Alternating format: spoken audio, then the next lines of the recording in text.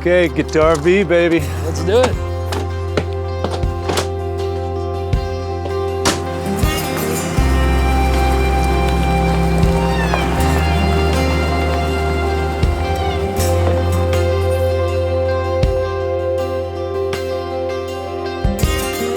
It's day 2 of kind of a tedious phase. We've done this so many times, and obviously we're in the same RV. We went to an RV show and to go look at maybe upgrading the rig, and it's like, God, we're just a bunch of hillbillies with guitars flying around. Last thing we need is a tour bus at this point.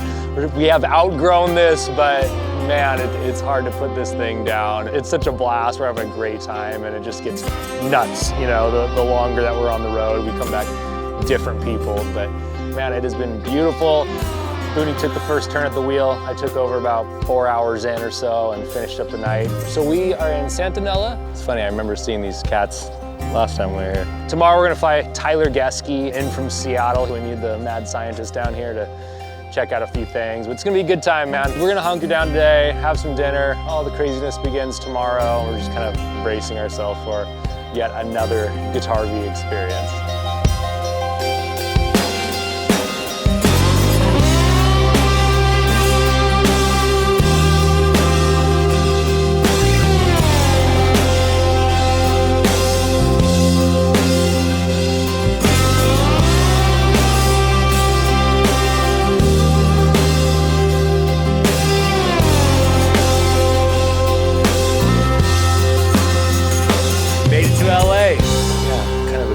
Last half an hour. We were worried that the RV wasn't going to make it, but we're here. We're going to jump the Explorer and get on our way.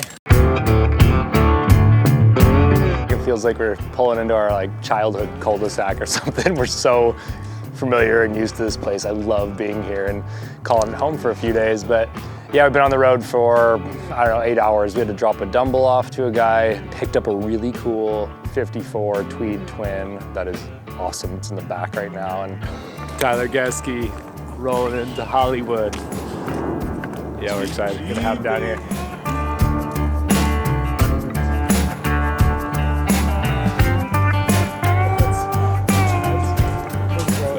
Oh, good to see you, dude. Oh, what's up, dude? Oh, I've been waiting for you, man. I know, some fresh meat on board.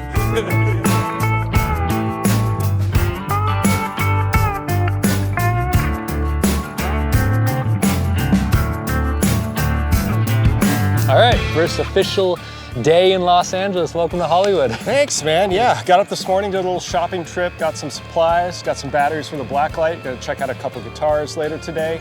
God damn, it's 70 degrees and sunny. I'm as happy as a clam. We have a buddy coming through with some instruments. He's the CEO of Seymour Duncan and a longtime friend. He's got some cool stuff he's gonna bring over.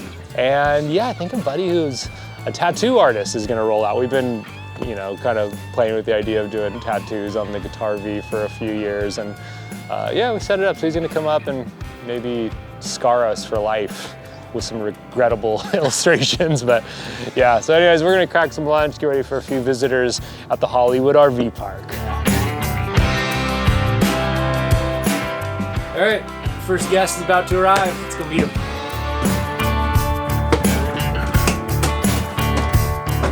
This is one for the books, man. We got the CEO of Seymour Duncan coming to an RV park, man. Good to see you, dude. I thought you were retired. But can't let you retire. These guys couldn't do it without me, man. Thank you, Mark. Seymour Duncan, baby. A Duncan hoodie. Hell yeah. So you got some loot in the back of that Bronco? Yeah. Let's see, man. Oh, that's a beaut, man. There's a few little. Yeah, it's not. I mean, it's one of the. It's probably the best sounding one I've ever played. That's what they all say. We've known each other for at least 10 years. Yeah. And in the last 2 years, Mark became the CEO of Seymour Duncan. Yeah, kind of a left turn. I mean, total guitar nut, guitar nerd, just like you, and probably anybody who would be watching this is a gear and guitar geek too. So, but that's not really, where I spent my career. I mostly been in film and television most of my career. That's when we met, and I was starting to build a little vintage collection. And then after I left the media business and I launched a live stream platform for guitarists, I got introduced to the Duncan family at a time when they were looking for a new CEO, and then it just all kind of happened real quick. And Seymour is just the coolest guy, and still involved, obviously, and we talk pickup and tones all the time. It's a family-owned business still. I think you guys are coming up on your 30th anniversary. Yeah. We're coming up on our 50th as a company, and it's just really, really special to be involved in that. The frying pan was in 1934? 1934, yeah, Rickenbacker A22. We might use this tonight, man. Yeah, cooking up on the... No, these are really cool. Actually, we got one of these from the Kalamazoo collection. I mean, that is kind of the first solid body electric guitar, is really that. During COVID, that was kind of a project. I started with lap steel, and then to teach myself that, and then I went right to pedal steel. That's right. So, and then the pedal steel kind of stuck, and I was like, all right, well, I'm not really playing this, so yeah, let's let somebody else. So it looks like you put a Seymour Duncan. Oh, no, man. This is a 74 Strat. Yeah, pick it up and you'll see it's pretty. Oh, dude. Yeah. Very cool. It's pretty light, it's pretty clean. This is exactly what you want out of a 70s Strat. Stellar piece for somebody who wants to, dive into the vintage world. That's literally what I started out with. It was a 76 Strat, my first real vintage guitar. Very cool, man. And then 310 Bandmaster. The Bandmaster is the same deal as a Bassman 40 watts, but it has 3 10-inch speakers. The reaction time is, I feel like, a little quicker on Bandmasters. And I haven't had one for like 5 years. Yeah. The Who's Next sound is it's a 310 Bandmaster and a Gretsch 6120. People always associate towns and they think of it, it's the Les Paul and the high watt, but on the record, that's what it is. It's this. So super cool. Love you so much. Good to see you. Yeah, thank you, man. Appreciate you. Look well. Thank you. Best to little Lucy. Martin Lawrence. Man, that was awesome. Mark is such a great guy, and yeah, I mean, last time I saw him, he wasn't the CEO of Seymour Duncan, so a lot's changed, and it was just cool to catch up and get a few cool pieces from him. So. Through a mutual friend, we got hooked up with Tanner Ramsey, who is cool enough to come aboard the GuitaRV. How we doing? Great. Good. Because that was the beginning. You dropped the coolest phrase earlier, kitchen wizard, that had us cracking up. But I mean, that's like what we're essentially back to my roots of tattooing people at the house. I work at a Nathan's Lounge in Echo Park. We've been there. February will be 3 years since its inception. Awesome. The biggest part about tattooing is the amount of people, like, never did I think I'd be able to sell art every day to people that just met me, You make connections with people when you tattoo them that, you either end up never seeing them again because they're traveling or whatever, or you got a lifelong friend. It's an intimate thing, man. Yeah.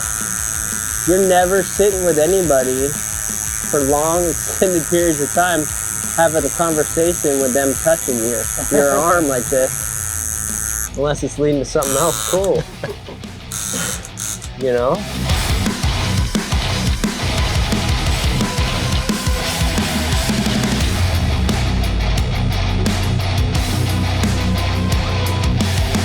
I love it, man. It's official. GuitaRV found real estate on my arm. I wanted to do that for a while. Thank you so much, man. Yeah, Tanner Ramsey, appreciate you so much, dude. Yeah, so hyped to be a part of it.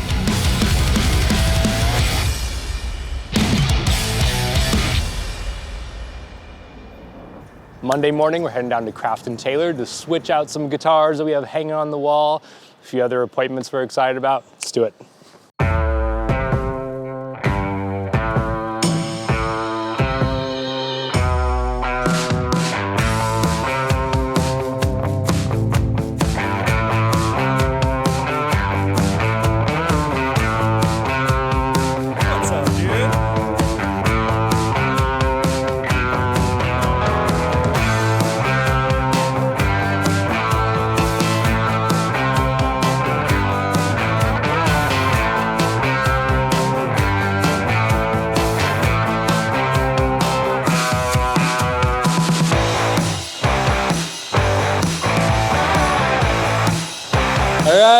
We're just wrapping up a Crafton Taylor, dropped off a couple, you know, fresh pieces on the wall to have here. It is the coolest space. This is difficult. You bring all this stuff, and I'm like, what watches do I need to sell? That one. A couple cool pieces, man. One of the Eric Clapton reissue 335s. These are insane. I sold these new when I worked at Guitar Center when I was like 17 or 18. And this one is, the guy lost the COA, so it's like third of the price, but all the quality, super cool. 69 thin line telly that belonged to Brian Ray from Paul McCartney. Oh, sick. Yeah. Brian's great. Man, Brian's awesome, man. Wow, I didn't know this was Brian's. This is amazing. Has Brian been here? He hasn't been here, but we've done a couple watch things. Okay. He's I'm gonna the get his best. butt in here. Couple, you know, some interesting stuff. 50s bacon a day. This is made by Gratch. Just kind of a cool, you know. I like that it says bacon on it. I know. It's so rad. If you listen to These are fucking fire. Antigua. Yeah. You know. Loving Antigua. The tropical dial of guitars. 100%. Yeah, with the patina too. 2 more stops and back to the RV park.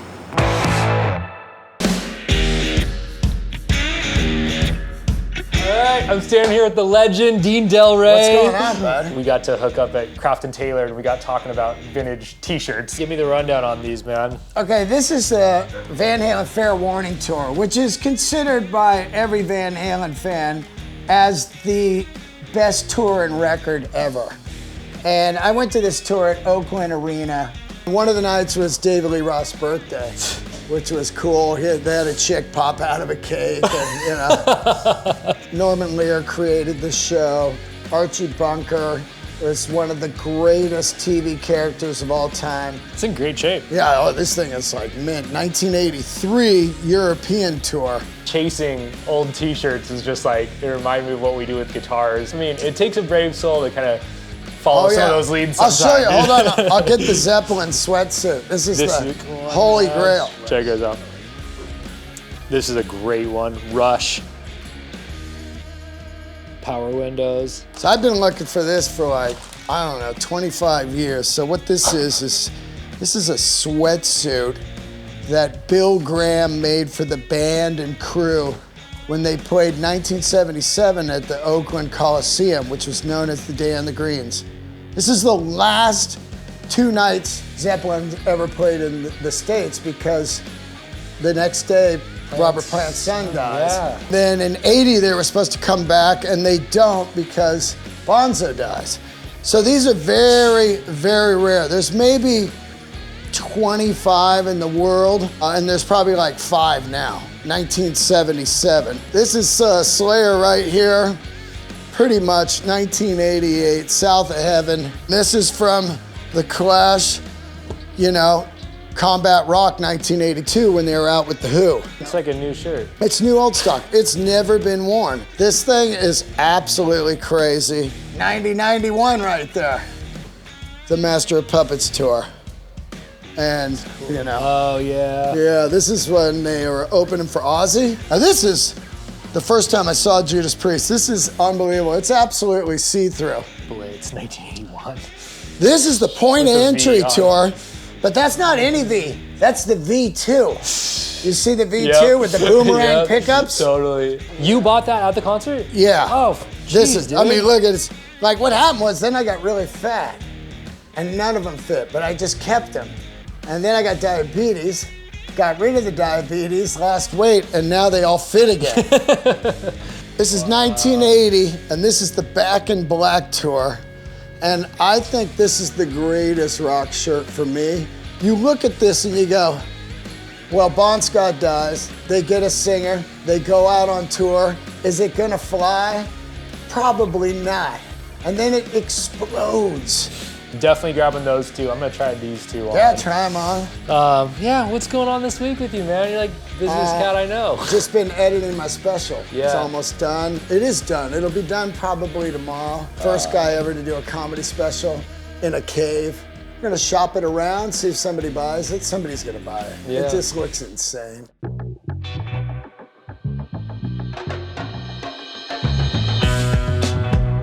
All right, we've made it to the magical land of Colleen Fazio. You come here, it's total garage wizardry, you know? I mean, your vibe Off the beaten here. path, especially Tahunga itself. Yeah. Truly off the beaten path. So this is actually my 4th shop in LA. Okay. I've been in LA for about 6 years. So I've moved a lot, mostly because I've run out of space. And I've always worked out of like my garage. Yeah. And so I've been here for almost 2 years. My uncles in the 90s built tube amps. Their amps were called Vero, V-E-R-O. One of my uncles was a carpenter, and so he built these beautiful cabinets that looked like furniture pieces, very Art Deco. Yeah. And then my other uncle's the musician, and he kind of designed the circuit and everything. So that's how I knew that it was a thing, that you could build guitar amps. I was always playing music. So when I graduated high school, I didn't know what I wanted to do. So I was like, I would love to learn more about the amps you guys have built. Yeah. That was my introduction, and then ultimately I started working at an audio repair shop in Illinois called Deltronics, and the owner of that shop kind of became my mentor. So it's been, you know, a journey, but I started like working independently about like 4-ish years ago. I have a lot of Fenders in here right now, which I always love working on. I have a really old Rickenbacker amp. This little guy? Yeah. Super I cool. haven't opened it up yet, it just came in, but it's like so old, field coil speaker, like. God, we have the Rickenbacker frying pan that we just picked up, which would have been really cool to yeah. test through it. My client just picked this up as well as this. So two really, I've never seen one of those before. It's like, I'm so intrigued. He hasn't even fired it up yet. Wow, so these are like this is like late 30s, right? Yeah. So those are like the oldest amps that I have in the shop, and I'm always so intrigued to like open those up and see how original they are or whatever, because it's really like a time capsule.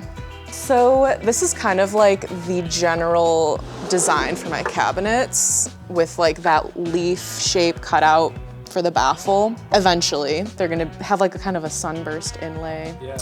These are all gonna be about 15 watts. So a little less than 20. You said kind of tremolo only. Tremolo, yeah, just tremolo. And then this one is gonna be different. This one is a 10-inch speaker. These are all gonna be 12s. And this one is fully custom. He chose this grill cloth. I really like using like the new old stock grill cloth that I can find. This one's gonna have reverb. It's about 10 watts. So these are all in progress. But building is kind of like how I really got into it, because I was like, I love building them. And the repair thing just kind of, I really fell into that and kept going with that, but I feel like it's prepared me for the building. So then I kind of know like what not to do, like see what has failed over the years. I'll, you know, like hit the repair log, and then if there's kind of a little bit of time where I feel caught up, then I'll spend some time with the builds. I've built 2 so far this year, and then these are all lined up. So I'm hoping to finish maybe like 3 more by the end of the year. So awesome to finally meet Colleen Fazio. Got to hang out with Hank as well for a little bit, and this will be a stop every time on the trip, man. Awesome, I Thank you. would love to have you guys back. What a cool individual. Her whole operation, what she's about it's the truth, man. It was so awesome to finally connect. But I think she's gonna come here tomorrow with her boyfriend Mike and join our little guitar hang barbecue. But until then, we're chilling. We're gonna embrace the downtime. All right, guys, it's day 6 on the GuitaRV. It is a beautiful day out here in LA, a little bit breezy, but we have a pretty chill day planned. We're about to roll over to Mike and Eva Cornwall's house, some of our favorite people on the planet. We're gonna do a little hangover there, meet up with Mason Stoops and Harrison Whitford and see what they've got cooking. And then later tonight, we're gonna head back to the GuitaRV. We're hosting a little cookout here at the park. We're gonna get some chicken on the grill. We have probably 10 or 12 people coming over. It's gonna be really relaxed, really great time. I can't wait, so let's hit it.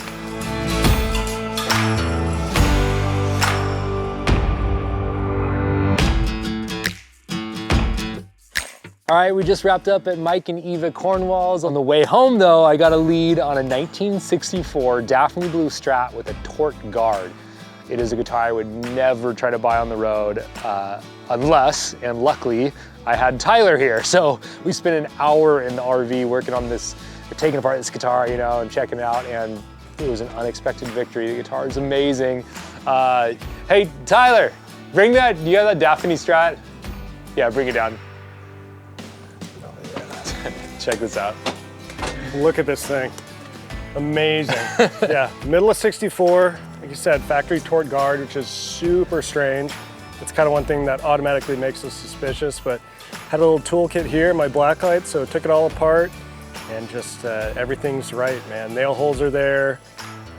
It's the one in the Galaxy of the Strat book too. I've been looking at this guitar since I was a kid. It was like, I've never seen another one. It's just kind of one of those makes your eyes cross when you see him with the tort guard and that color. It was really cool to hear that that instrument was kind of in our orbit, and damn, it checked out. So we are happy campers. We're gonna hang with this thing during this little barbecue all night. It's gonna be fun.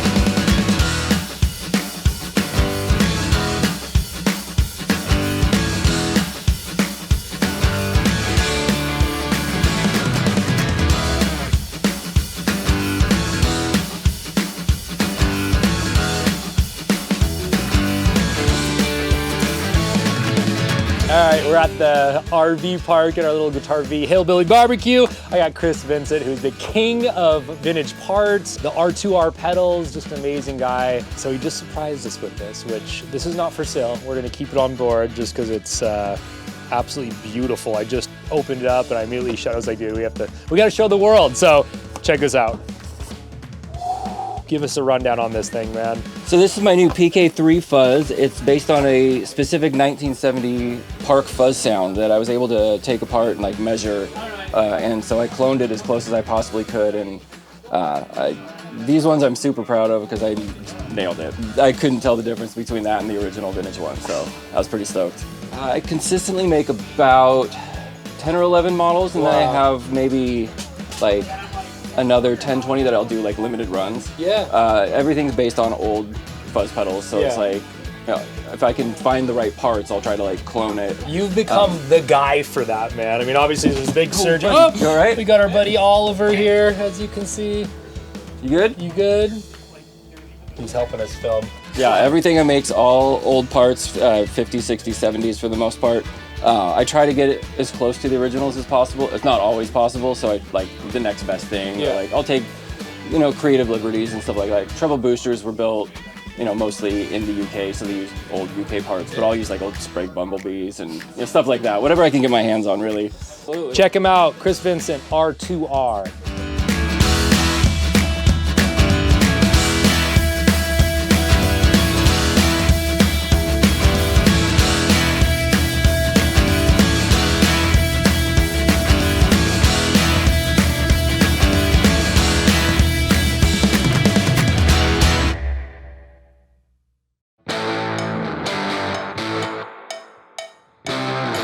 We're leaving LA, but we got one more stop before we leave town, and then we're heading out to Palm Springs for an exciting evening, and we're ready to hit the road.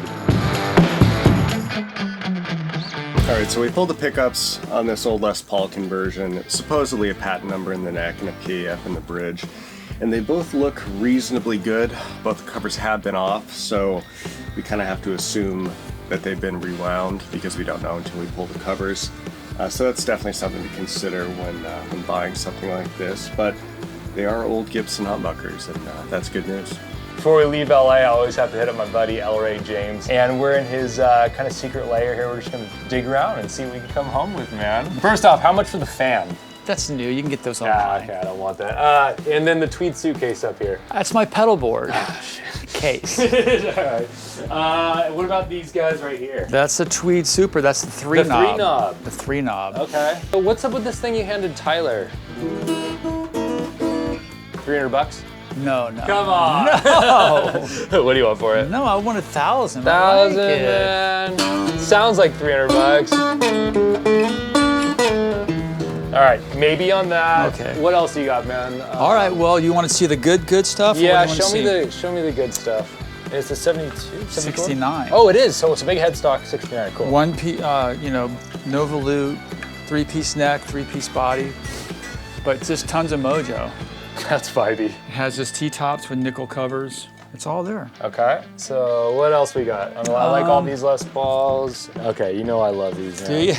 Yeah. It's an old refin, but it's cool. I bought it because it was black. I think it's better black than the original finish. Yeah, for sure.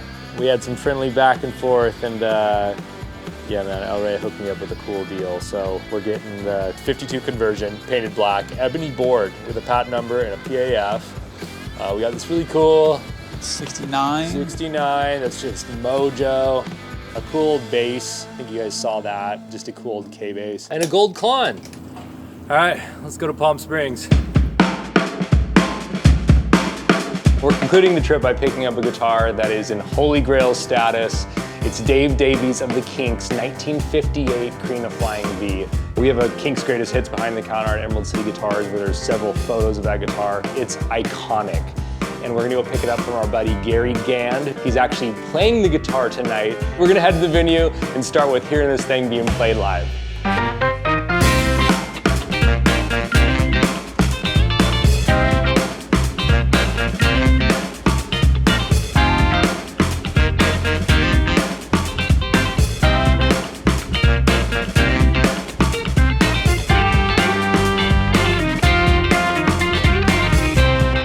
Been living a block away up the street, and eventually the woman passed away, and our real estate agent called us up and said, hey, I want you to come over and take a look at this house. And of course, you know, old ratty shag carpeting, big like library furniture, rocking chairs, spinning wheels, butter churns, you know, grandma kind of, antique sort of stuff.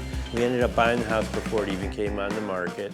I started coming over here in the early morning after gigs and building furniture out of boxes to kind of get placement. And we spent about a year. We have this stone fireplace here. This was original.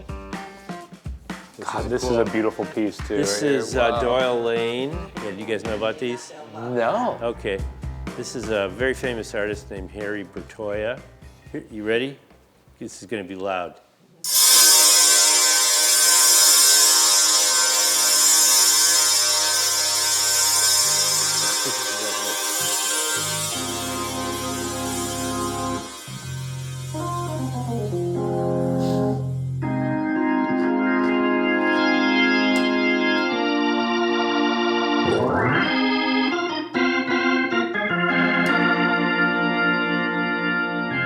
It's really, you know, it's a good sounding space.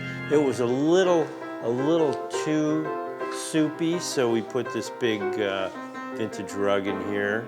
I got this on the East Coast. And all of the light fixtures are from the 70s. Those are Italian. You said the house was 73? 73, 73, yeah. cool.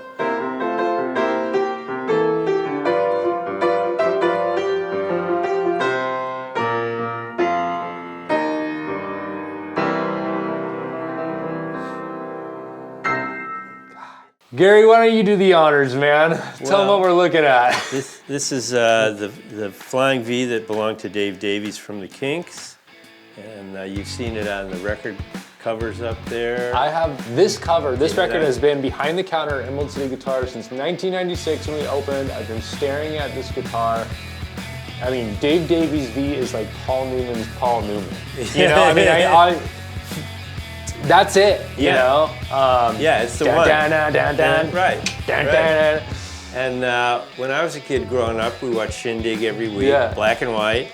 And the Kinks came on, and Dave Davey is playing this guitar, and I'm like, well, what is that? You know, we all call it the rocket guitar. Well, it looks like he's trying to figure out how to hold it. Yeah, you know? he always played it like this, which is, you know, it was really kind of cool, actually. Yeah, you know, we just had like another Mint V, which is an anomaly in itself. Yes, and those right. it's so amazing to see that, you know, deserves to be honored. But truly, this is what they all kind of point towards. Right. This is the one we all saw on TV. It was surreal seeing you play this last night. I'm going back there like, you know, Bonamassa takes him out here, but you never. Karina V hanging out. Obviously, nobody needs to know what it is. But Gary's up there like laying it down, and I'm watching you like. You didn't look nervous at all, too, which I love. You're just like, hanging, blah. Nerves is over. Yeah, nerves. Yeah, I lost my nerves in the '70s. But yeah, it's just really a fun guitar to play. It's lightweight, which I like. Yeah. You know, I love playing SGs because you can get up on the neck, and I mean, there's nothing better than the V. Because I mean, you saw me outside. You can get way up there. These sit with this cool gravelly crunch. Yeah. And in the mix or everything, Gary, it sounded so good. It was cool, man. That's great. Well, you know, the Vs do sound different. It's almost more like a Strat. Yeah. You know, for rhythm, which is, you know, is a great tool to have because it looks like it ought to do that. Yeah. But then when you're playing it, it actually does that. Gary, thank you so much, man. Appreciate you so much, Always dude. great to see you. I'll see you in a couple weeks down here, okay? Right. And don't bump your head on the 10-foot high door. Bye, you guys. I'll see you, all right? Bye, John.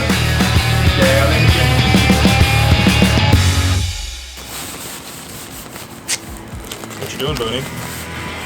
Oh, a little RV repair here. We lost a panel on the pass, and we got to improvise, man.